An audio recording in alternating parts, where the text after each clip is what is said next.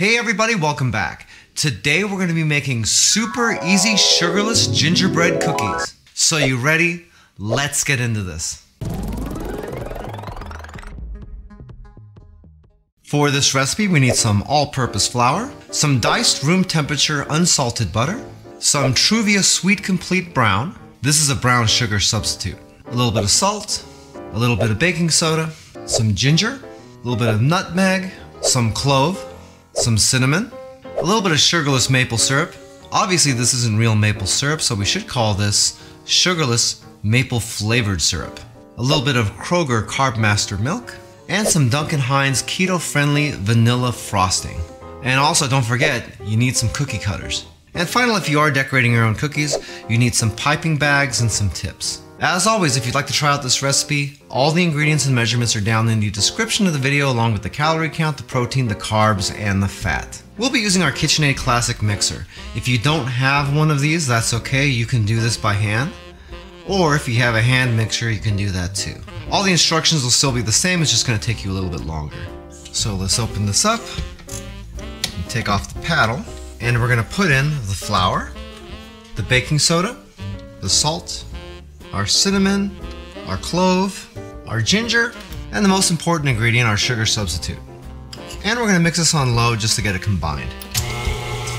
So I'll probably let this run for about 30 seconds or so on the lowest speed. Just make sure you don't have any big chunks of anything flopping around in there. Once you got this mixed up, we're going to go ahead and throw in our butter. And we're going to be mixing this on low until this has the consistency of like a cornmeal or something like that, with no lumps in it from the butter. Remember, we're only using low speed.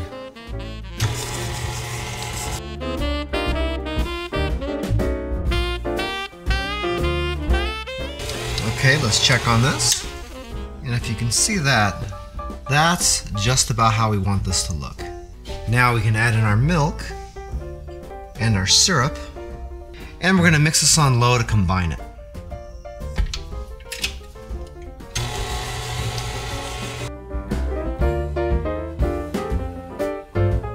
Alright, that's looking pretty good. We're going to go ahead and get this off of here and put it on the cutting board.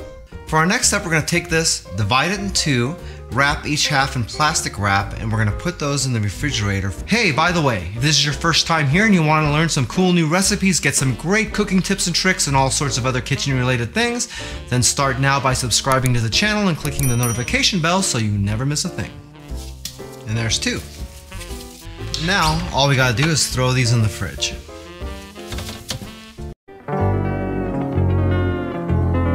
We left ours in the refrigerator for a full 24 hours just to make sure this was really nice and set. You can get away with leaving it in there for about 2 hours and it should be fine. Or if you need to go really quick, you can put your dough into the freezer for about a half hour or so. I recommend doing the 24-hour route though, if you can.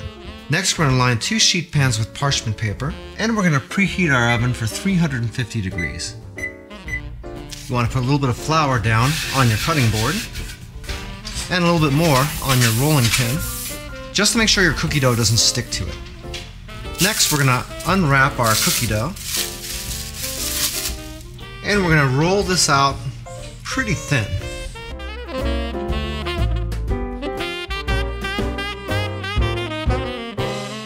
I'm rolling mine out until they're about maybe 1/8 of an inch thick or so.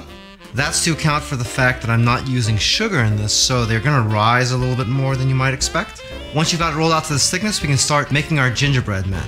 And if you've never used a cookie cutter before, it's just as simple as just putting the thing on there and pushing through really good.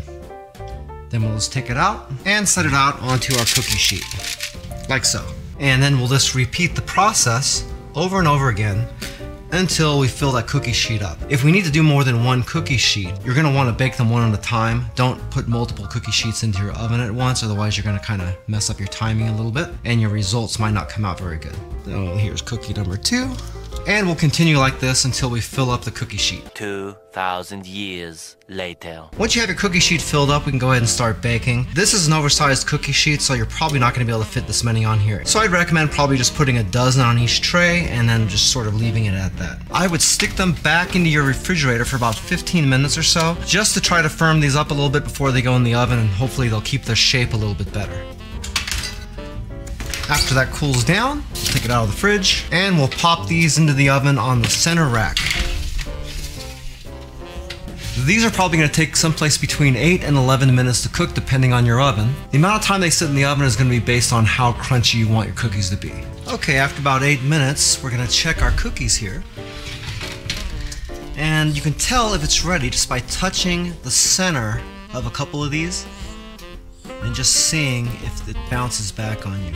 It should leave a slight indentation still in the cookie, and they're seeming like they're set just the way I want them, so it's time to pull them out of the oven and let them cool.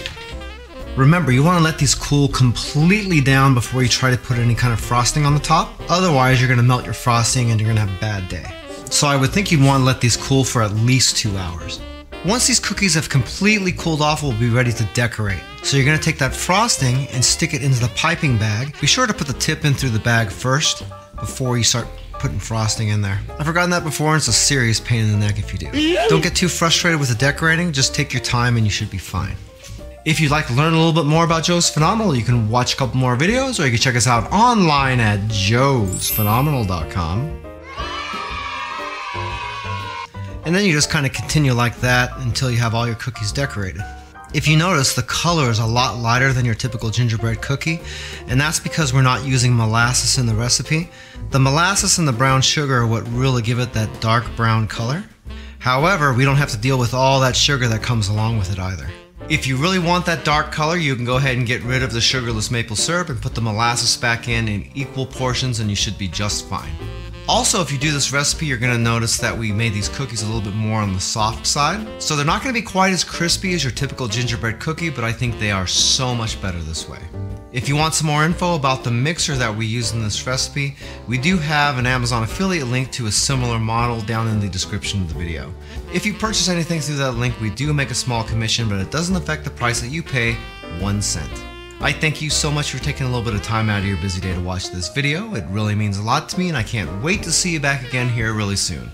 So until that time, I'm Joe, and I hope you have a phenomenal day. Take it easy.